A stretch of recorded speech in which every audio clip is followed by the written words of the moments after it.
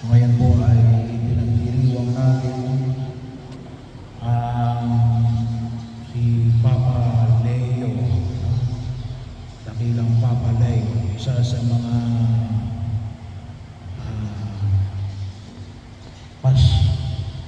isa sa mga doktor ng simbahan. Bahagi ho na kung saan sa pamagitan ng kanyang karunungan ay higit na mapatatag ang ating pananampalataya. So bahagi ho na kung saan nakita natin yung ating pananampalataya ay dapat nawa lalong lumalago at iniingatan natin. At isang pangyayari ito ay rin na gamitin natin yung karunungan ipinagkaloob ng Diyos. Sabi na natin maraming klase ng karunungan yung ipinahayag sa atin dito sa Ebanghelyo ay ang karunungan ipinagkaloob ng Diyos kay Pedro na hindi galing sa tao. Meron tayo, sabi nga ngayon, ay hindi lamang intellectual, hindi lamang social, hindi lamang skills, ngunit gayon din naman yung mga spiritual na karunungan na nawa ay huwag nating kalimutan na magamit natin, lalong-lalo na ngayong panahon na ito na tinatawag nating internet age. So sana po ay hingin natin pakinabangan, lalong-lalo na yung yung karunungan na ipinapahayag ng Diyos, yung patuloy nating pakipag-ugnayan sa Diyos.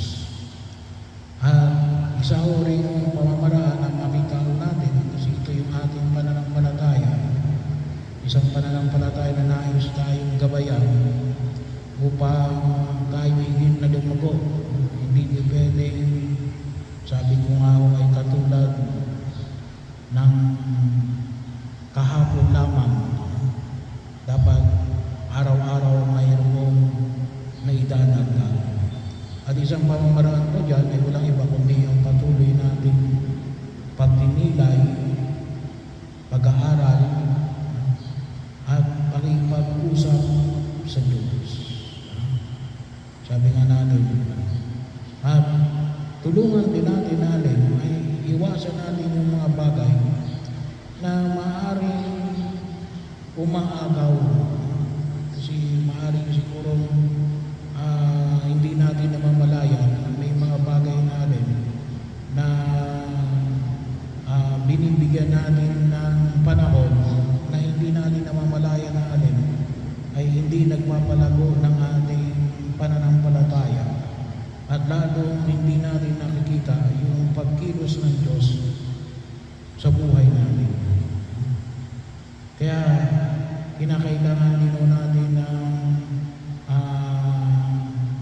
pag-iwas sa mga bagay na hindi kalugod-lugod sa Diyos. Kaya kinakailangan natin para matuon natin yung panahon natin alang-alang para sa Diyos. Hindi naman para umiwas, ngunit yung maging aware na kaya natin iniiwasan ito ay sapagkat ito ay hindi makatutulong sa atin. Ganon po ng uri ng pananampalataya. So bahagi yun ng pagkilos. Isa ko sa mga pagninilay, lalo kapag dumating yung halimbawa, ngayon, ating mga pagnilay-nilayan, yung pag dumating ng bagyo, noong unang panahon, kahit na malakas ng ulan, tayo ay nagsisimba. Kasi hindi natin alam yung lakas ng impact. Sabi nga natin, yung panahon ni Undoy, medyo nabago yun kasi nakita natin yung lakas na ulan ng hangin habagat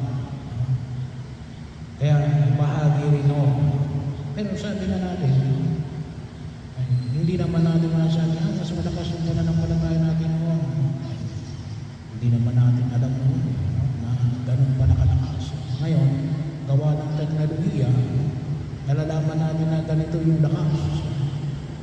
Pero kahit alam natin na ganito yung lakas, ay tayo pa rin ay sa gitna ng ating pag-iingat, hindi natin inaalis natin na pigilan tayo para ipahayag yung ating pananampalataya. So magkaiba po yung hindi gawa ng takot, ngunit gawa ng pananampalataya. So kinakailangan lumalim tayo sa pananampalataya na yun, na makita natin na gagawin natin ito sapagkat sa gitna ng ating mga informasyon, alam natin na na hindi tayo pababayaan ng Diyos. So bahagi yun na may kaakibat na pag-iingat at pagtatalaga natin sa ating sarili. Kaya sana po ay ito yung makita ko natin at tulad na ipinahayag si Panginoon